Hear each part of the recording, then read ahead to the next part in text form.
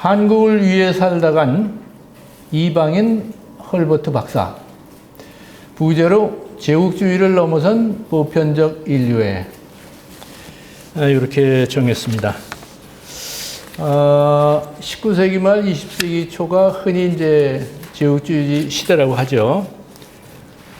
그런데 제국주의의 탄생 자체가 근대 그렇지만은 원래는 그 영국의 산업혁명 이후에 여러 가지 이제 인류의 신문명이 발전하면서 인류의 어떤 그 복리를 위해서 기여를 하는 것이 기본인데 아직은 세계가 한 문명권으로 이렇게 통합되지 않은 상태, 종교도 다르고 문화도 다르고 또 서로 교류한 큰 경험이 없다 보니까 각 나라마다 서로 경쟁적으로 국부를 창출하기 위해서 이렇게 뛰다 보니까 나중에 이제 국가 간의 대립, 폭력이 앞서고 또 약소민족 국가들이 많이 그 휘하에서 식민지로 전락하고 그래서 살벌한 시대가 됐습니다. 그러다 보니까 1차 대전, 2차 대전 겪고 나서 그러한 앞선 국가들끼리 자기들끼리 이제 싸움을 하는 상태가 되었죠. 그러다 보니까 이제 국제연맹도 등장하고 나중에 유엔도 등장하고 해서 질서를 새로이 잡아가는 그리고 이제 자유민주주의 질서를 이제 기본으로 하는 이런 시대가 됐어요. 자, 그런데 여기서 얘기드리는 헐버트 박사는 지금이 아닌 그 어려운 시기에 미국의 명문가에서 태어나가지고 정말 이쪽의 문화도 사람도 지역도 잘 모르는 이곳에 와서 우리 한국 사람들 위해서 또 한국을 위해서 살다가 가신 그 근대의 여러 서양인 분들 중에 한 분입니다. 지난번에 제가 두서없이 이야기를 많이 하다 보니까 너무 시간을 많이 써먹어서 오늘은 조금 한 30분 정도 줄이고 좀 더 여유 있게 질의 토론 시간을 갖도록 좀 해보려고 합니다. 일단 서울에 있는 마포구 합정동에 양화진 외국인 선교사 묘원이 있는 건 아시죠? 제가 이제 근대사를 하다 보니까 답사를 한 20-30번은 좀 갔을 거예요. 그런데 처음에 갔을 때는 정말 완전히 폐허 같았어요. 요즘 헐버트 박사의 묘지나 이전 주변에 단장이 잘 됐는데 한 30여 년 전에 가보면은 야, 이게 도대체 이게 말이 되는가? 그래서 근대사를 하다 보니까 헐버트 박사라든지 아니면은 베셀 영국인 언론인 그런 사람이라든지 아펜젤러 언더우드 이런 분들을 많이 생각하게 되는데 이분들이 묘소가 거기 있고 또 가족들까지 묘소가 거기 있어요. 정말 그러니까 그때 좀 상당히 좀 부끄러움을 많이 느꼈어요. 우리가 이제 45년 이후 또 6.25 거치고 60년대 먹고 사느라고 바쁘고 70년대까지도 또 그 이후에 민주화한다고 하는 이런 또 격동 속에서 그런 데까지는 제대로 신경을 못 썼던 것 같아요. 근데 지금은 아주 정비가 잘 돼 있어요. 너무 잘 돼가지고 그때는 자유로 드나들었는데 요즘은 통제를 좀 받아서 불편해서 요즘은 잘 안 갑니다. 그러니까 그만큼 관리를 잘하고 있다 이런 생각을 할 수 있죠. 거기 살펴보면은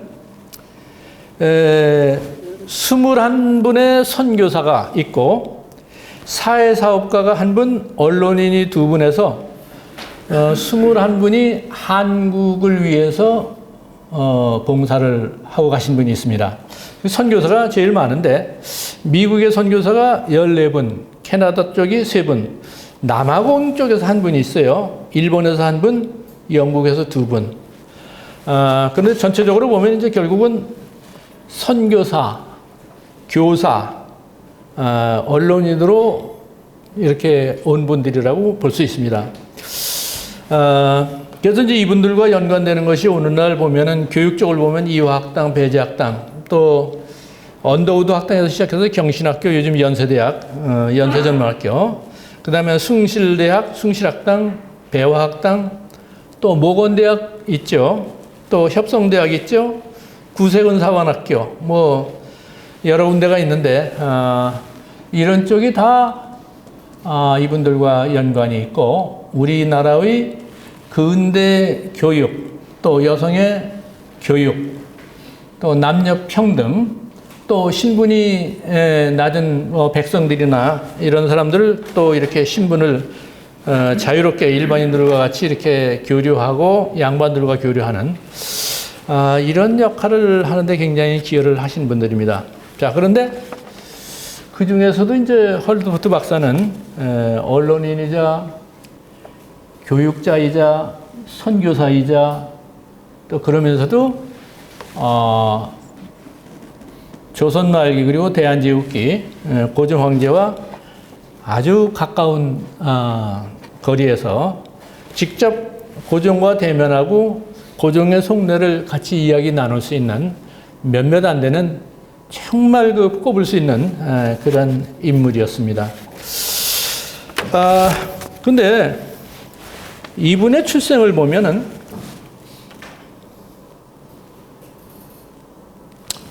미국 동북부, 저쪽가 매사추세츠가 있고 버몬트주가 있고 뭐 메인주가 있고 그런데 그 사이에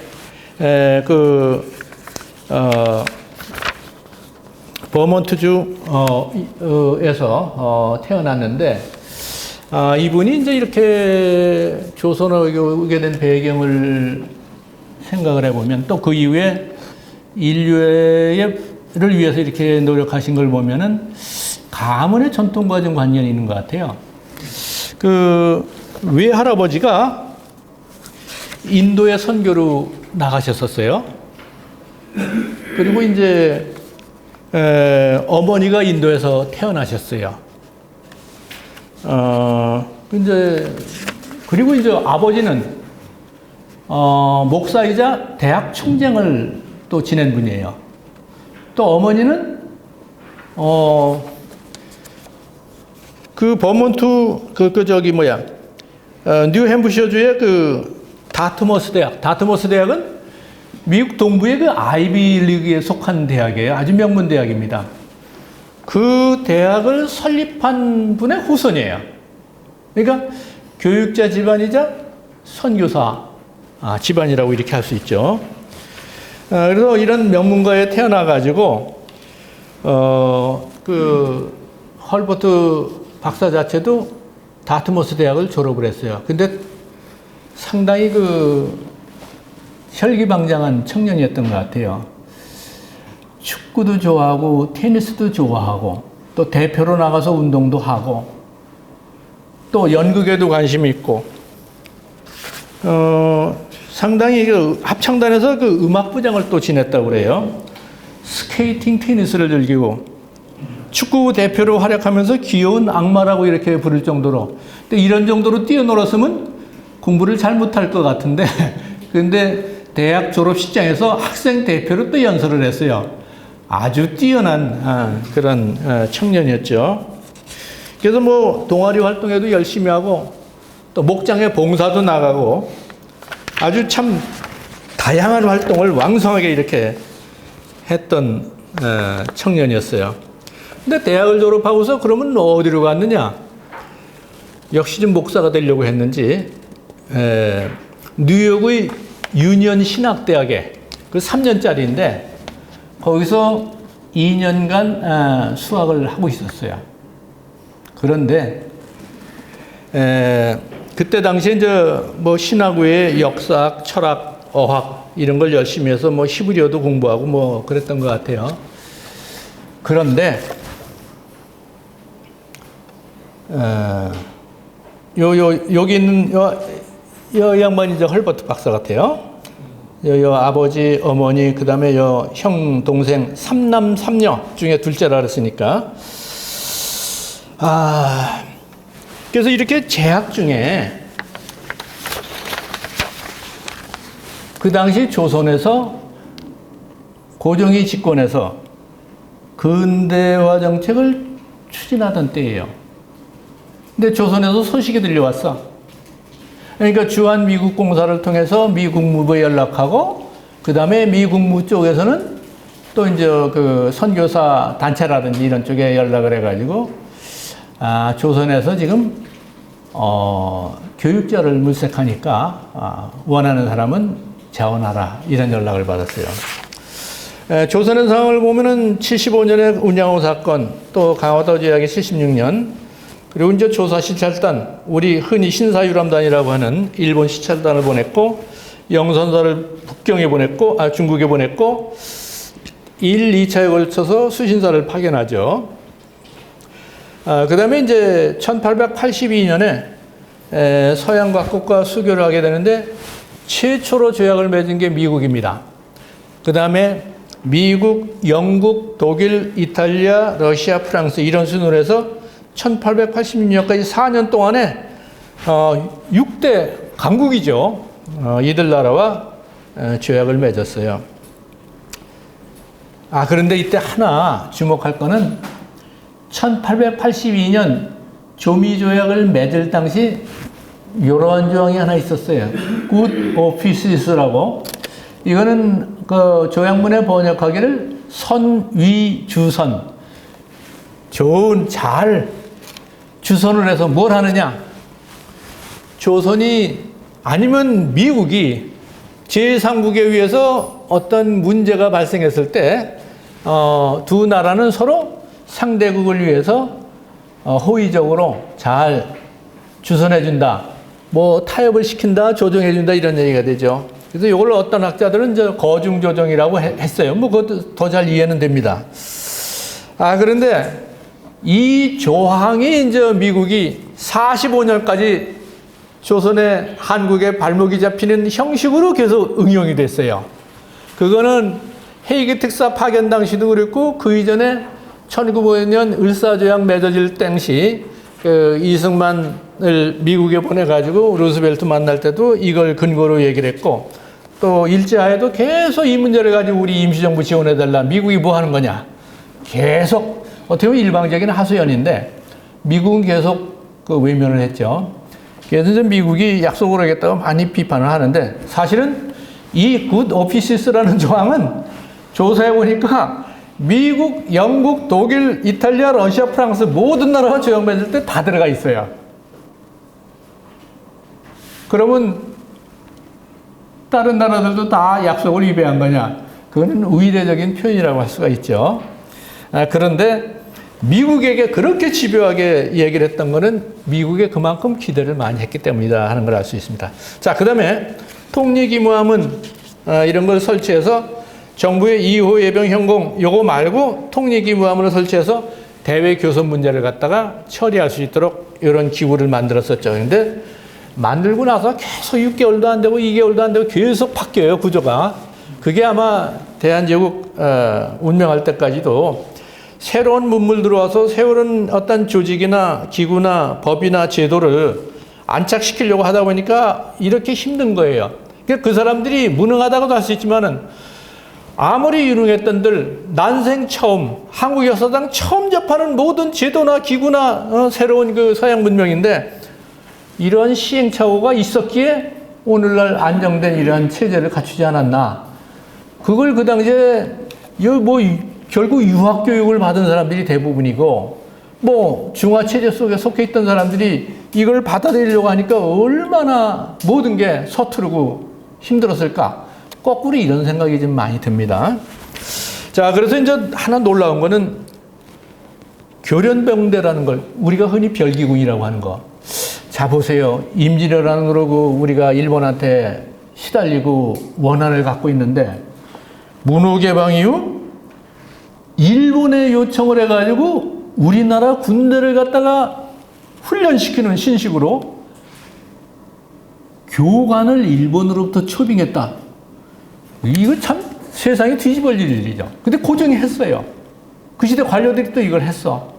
그런데 불과 1년 남짓 이모군란이 일어나서 와해가 됐죠. 그래서 많은 사람들은 민씨 집안의 뭐 부패, 부정, 정부 관료들의 뭐 이거 가지고 얘기를 하는데, 제가 보는 거는 이 별기군 양성이 제대로 됐더라면 이거 전부 장교로 배치되고 우리 군대를 우리가 양성할 수 있지 않았을까. 근데 군란에 의해서 망조가 됐어요. 군란의 배후는 뭐 흔히 대원군이라고 이제 얘기를 하는데, 대원군을 추종하고 따라다니면서 어떤 중요한 인물이 있으면 그 측근에서 이제 일을 자꾸 벌이는 사람들이 많이 있죠. 그들에 의해서 이렇게 되지 않았나 이런 생각을 합니다. 그래서 이제 이런 시도가 무산되고 그랬는데, 그 다음에 이제 또 하나의 타격은 갑신정변입니다. 정변이 일어나서 청구그룹도 자주 독립은 좋은데 고종이나 정부 대신들 다 그 생각을 하고 있지만은 방법이 없어요, 당장은. 그러다 보니까 여러 가지 진도가 늦고 그런데 뭐 좀 조급한 청년들이 정변을 일으켰는데, 그 배후에 보면은 일본 공사의 움직임이, 일본 쪽에 후쿠자와 유키치 같은 사람들 다 뒤에 배후에 작용하고 있어요.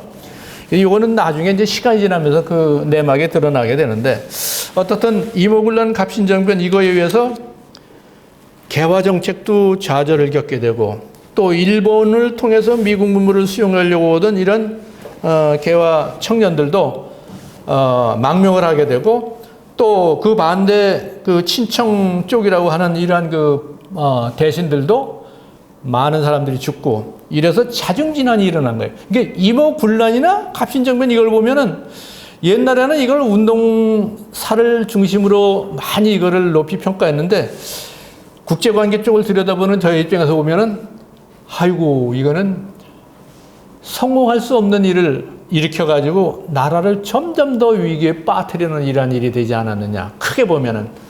그래서 이모군란 갑신정변 이후에는 완전히 그 일본과 청국에 의해서 우리가 부속을 많이 받게 되죠. 그래서 이제 일본도 청국도 도저히 못 믿겠다. 그래가지고 고종이 그 다음에 러시아와 뭔가 거래를 하려고 하다가 일어난 사건이 영국의 견제에 의한 거문도 사건. 그래서 거문도 사건 이후에 러시아가 해로로 올 수 없으니까 육로로 시베리아 횡단철도 건설을 계획하게 되죠. 자, 이런 상황인데 이 혼란 속에서 고종이 서양의 교사들을 불러들였어요. 선교사들 종교자유 허용하지 않았거든요.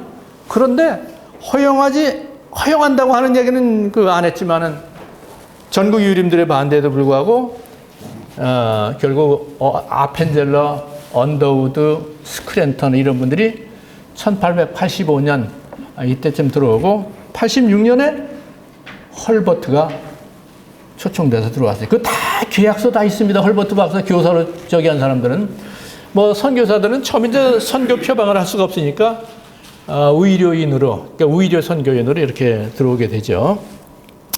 그래서 아무튼 이러한 분위기에 들어오게 되는데, 그때 이 나라를 이끌던 건 유학 교육을 받은 것 외에는 다른 뭐 견문을 높일 기회가 없었던 고종이죠. 이 왼쪽에. 그리고 이제 조미조약 책을 하고 여러 해 뒤에 이제 워싱턴에 우리 주미 한국공사관 현재 이렇게 좀 현재는 뭐 잘 보존이 돼 있는데 이런 정도로 계속 개방 정책을 취했었어요. 자, 그런데 이 고종의 기본 구상하고 헐버트 박사 같은 사람들의 그 구상은 같이 이렇게 연결이 되고 접목이 돼요. 그게 상호작용이 가능한 거예요. 이게 1882년 12월 28일 고종실록에 나오는 내용입니다. 한번 보세요.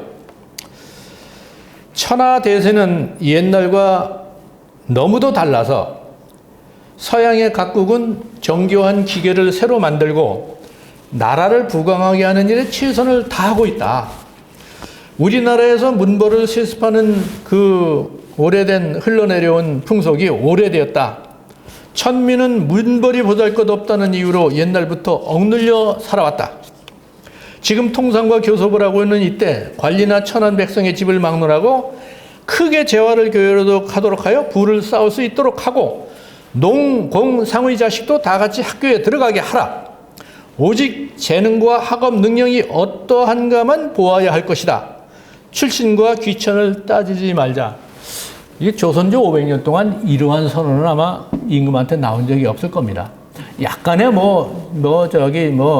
신분이 낮은 이런 사람들도 대우를 해줘라 이런 얘기는 나왔지만, 이렇게 실록에 등장할 정도로 이렇게 선언한 거는 아마 없어요. 아마 이게 쉽게 얘기하면은 조선조 말의 교육 입국조서 같은 이런 생각이 들어요.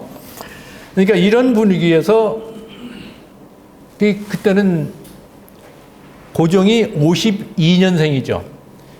30살입니다.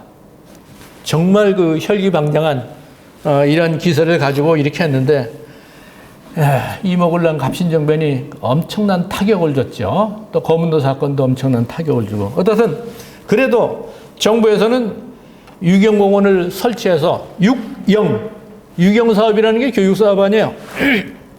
공원이라는 건 학교고 유경공원을 설립해서 양반 자제들을 입학시키고 정부의 젊은 청년 관료들을 입학을 시켰어요. 그래가지고 교육 사업을 정부에서 이끌어서 하는데 이때 헐버트 그 다음에 벙커 이런 분들이 같이 와서 교사로 참여를 했습니다. 이거 전부 미국 공사관을 통해서 초청을 하고 계약서를 맺고 연봉 조정하고 무슨 과목을 어떻게 가르친다 이런 거 다 기록에 나와 있어요. 그러니까 이 외국인 교사 하나 초청하는 게 얼마나 중간에 물밑 작업을 많이 해야 되는지 대신들 논의해야죠. 고정 결정해야죠. 외국 공사관하고 교류해야죠. 거기서 본국 정부에 얘기해가지고 선발해서 보내야죠. 근데 이 중에 이제 그러다 보니까 성공하는 경우도 있고 실패하는 경우도 있고 와가지고 근무하다가 도저히 여기서 못 견디겠다.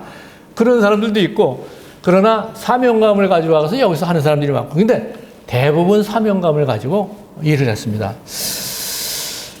그 점에서 보면은 참 아니 미국에 있으면 대개 여기 온 교사들이나 선교사들이 명문가 출신이에요. 엘리트들입니다.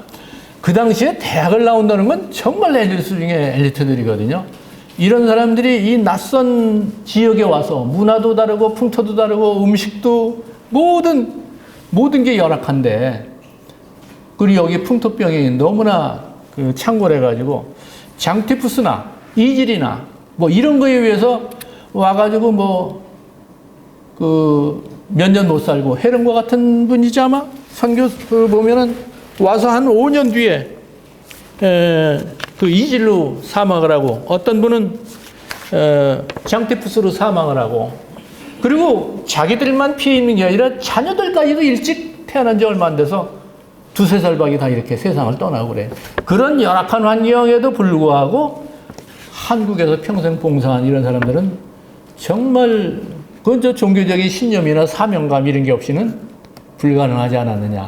그 바탕은 보편적 인류에 두고 있다 이런 생각을 합니다.